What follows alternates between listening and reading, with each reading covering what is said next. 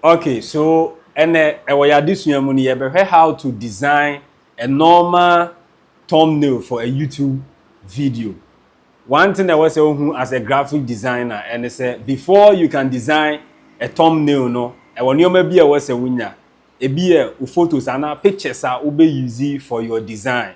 After so you need to know your colors, and then you need to also know the quality picture I was use it for your thumbnail. So yen chen hono yebeko yen screen so na yakusua how to design a normal thumbnail for a YouTube video.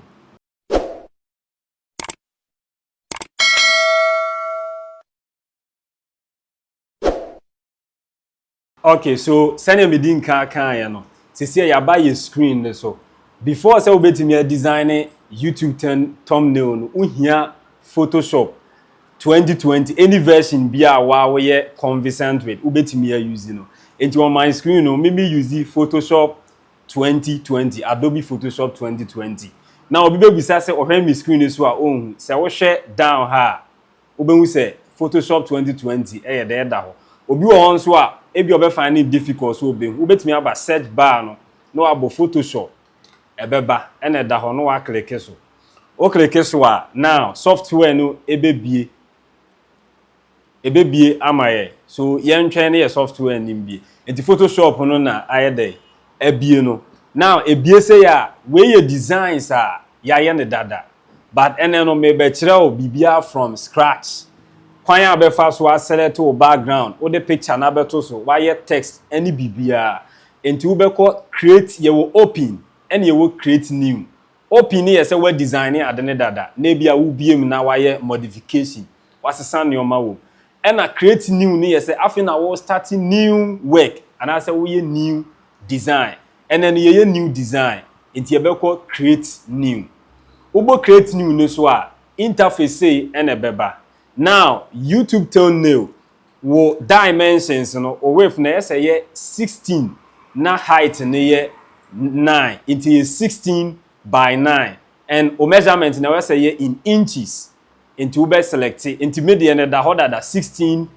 by 9 and then the measurement is in inches. Now if you waba create into ube create in this way o background no ena ebie no o background no ena ebie wa ha no now design bia no e was say who said the first thing na obey senior mekan e was say wunya o design materials that is o picture unya wo photo picture or photos and I say unya wo background and I say unya other items I would be ye video no enti ya download your background that and a thumbnail na ye be ye no about Ghanaian politics enti Ghanaian politics no e was say yen design no e talk to our audience e was say we design e kasa kire wo followers and wo audience no so yen background that ye be use no Ghana flag enti ending kan and select your background no enti ano no ye wo mu mienu either say we be use shortcut key and now say we be call files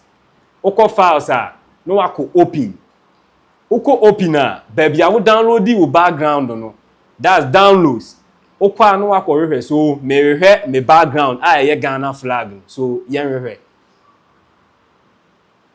now you can see say Ghana flag no ewa ha na ma select me select Ghana flag na ma bo open ebebie on a new interface emeto me interface na me ye design wo ho enya ho na ba beto ebekwa akoto ba bi fufuro enti wo na e wo se o movie that picture no e de ko wo design ba bi a wo be ye o work no enti eno no ube hold the picture no na wo de akọ ba bi a o interface no o dimensions no no we jai picture na to so on say Ghana flag na beto now e was say Ghana flag win a fili background no na a suity and design okay into say na the picture na ba e was say a suity a background no into the be one say e was a stretch picture we Ghana flag no na it a cover background we ni nyina enti obebo control T on say wo hwa picture no first na hwe emfa ho wo de ma me nko back na yen hwe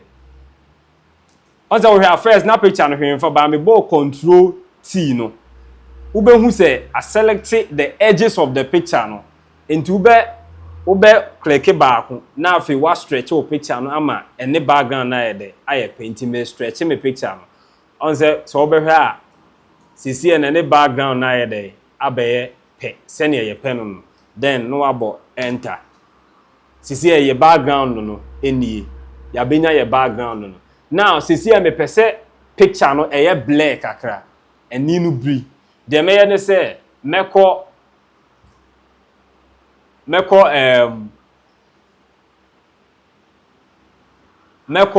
image, right?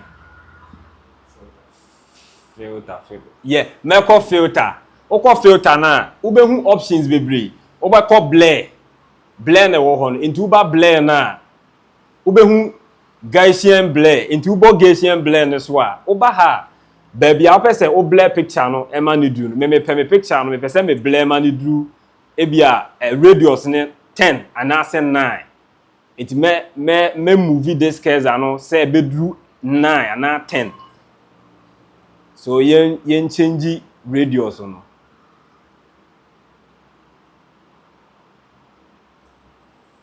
Into obi wo ho a ebia ebeye ne dia then no wa delete figure ne wo no abo 10 ahead aso no abo enter. Into wo hwa on say picture na ni no able kama amaye. Now what is next?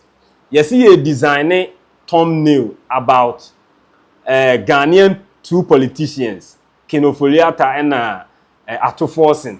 And there was a say nipa mienu ni nya omo picture ewa ha. So you beko baby e download your pictures no ekogu ye no ye bebo open. And also obe use shortcut Control O. Into bo Control O na ebe bia ma baby a download your pictures ni kogu ye no. Into yanko hwe Atoforsen picture ye download ye no. Into ye hwa ha obehu Atoforsen picture wa ha. O click so a no abo open. And also be a new interface amount. Now, I will see a yi background no eye dey e free ho. Because yentimi fa background we ya enye ye design basa enye fe. So, kwan be na be fa so ayi ye background ye wo ekwan mienu. Ba ko ne say ube use the shortcut keys. And now say ube use the simple method. On padlock be e da ha as a locker bi no. Oboswa ebe bie interface we yama ebie ma wanu wa scrolly down obehu remove background oboswa ebe yi background na ma kama ntu hwa picture we yi background na yede afri hono mo nti no anso wa be select picture no wa hold na wo de akoba bia o design o background yede e wo hodru ana wa release onsa picture ne ba beto now ye pese ye stretch picture no yenim the shortcut key to stretch a picture that is Control T. It's your boy Control T ni so ana afi ya stretch it Atoforsen picture no kama into be me screen so a send your mayor na no wa follow no kama. You see ye normal thumbnail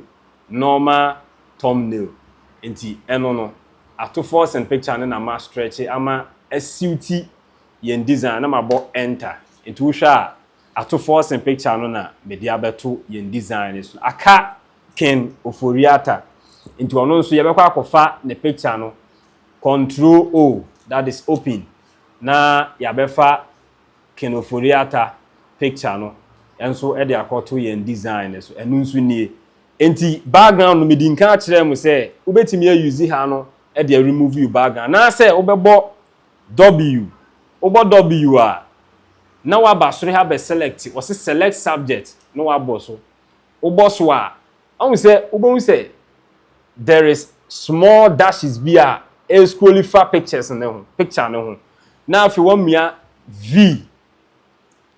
v a no aba select picture one say ma yi background na ye dey afri ho now if you wa ba bia wo design ye dey e wo ho ne no so wo the picture na ye dey akoto into two ways a obetimi a remove picture background of a picture and a match no inti e ba ye pese ye stretch no Control T no wabo wo shortcut key afi no wa stretch o picture no sene usibi e pen no inti kinofori so picture na ya stretch na kama e da ho no na mabo enter It is see over here. Yenya two politicians ni nyina pictures say dey.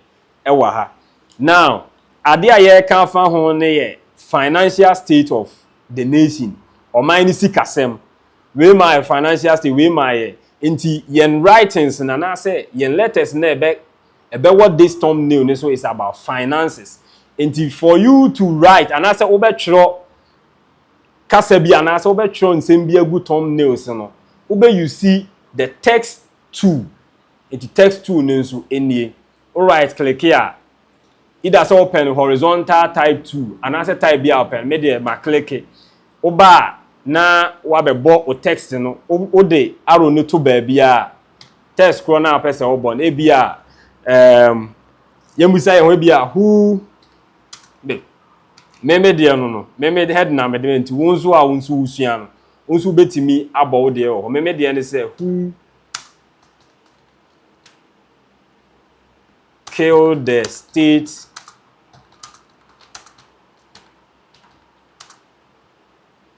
of the nation, and I say your money say, beba.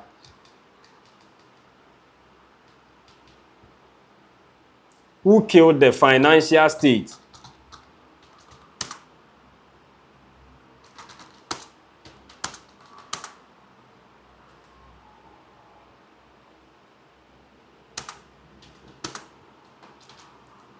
of Ghana, comma, Dr.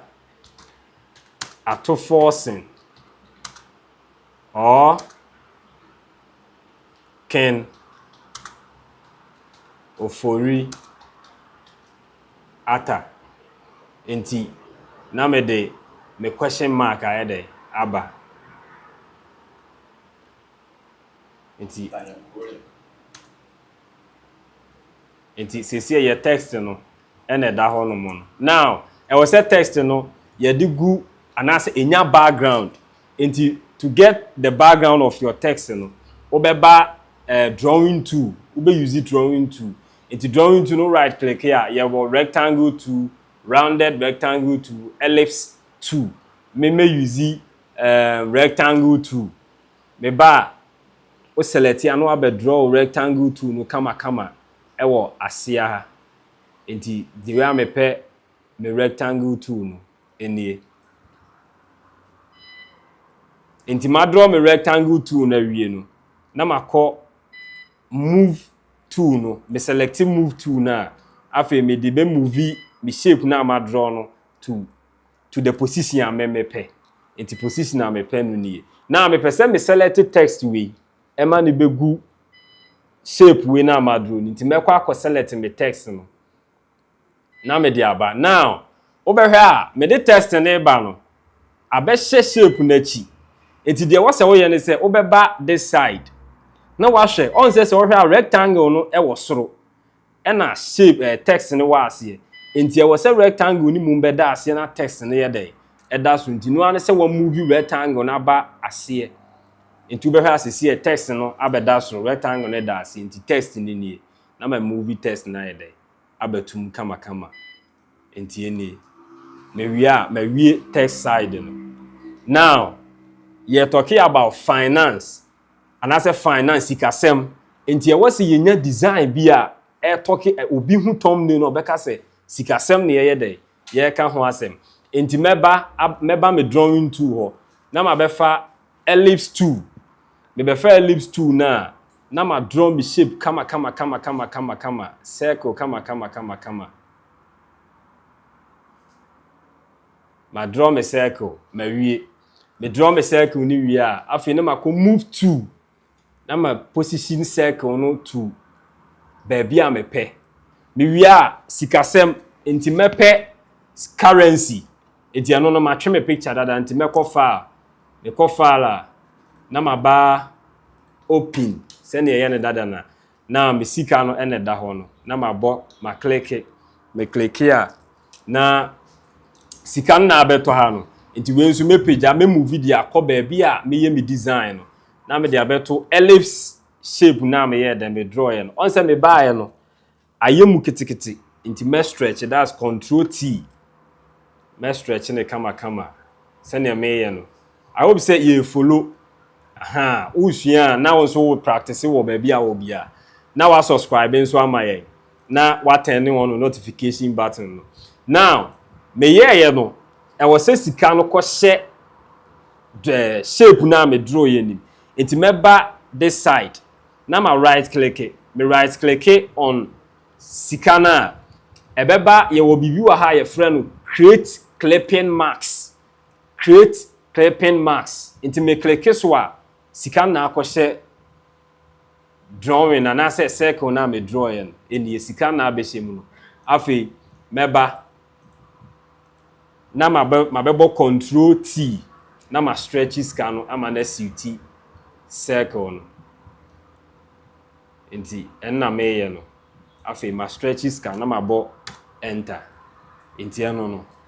Enti on say sisi no obi hu ye design we ya talking about design no and I say thumbnail no kasa kire nipa no e ma ni hu adekodi a video no e kasa ye dey e de fa ho sisi e pese ye de arrows e to ho ye wo arrows ne dada no an say yakọ control O yakọ pick yen arrows ne nso ye arrow ne da ha no ne ye de aba na arrow ni nso ni ti wo na be move yakọ baby a wo ye wo design no so we know how to do it already ti no an say ya fa yen arrow no ne abaye baby design wo ne de ayede ye de abeto control T o pese wo stretch na enti sa pepe ene ye no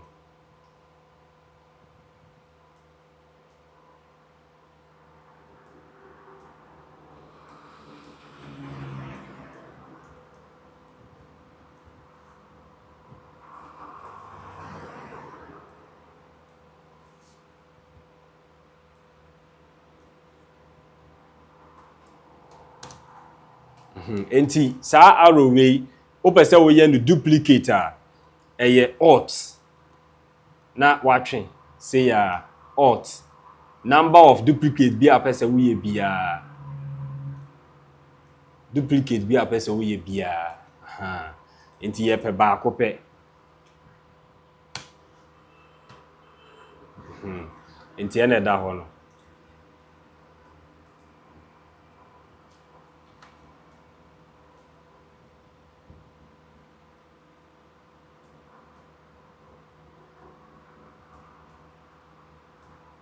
ti pese ye switch no e ma ne ye te se ya obeba flip vertical on say anyway direction ni nyina be ye pe na afi wa rolling no te se de o pese eye na ti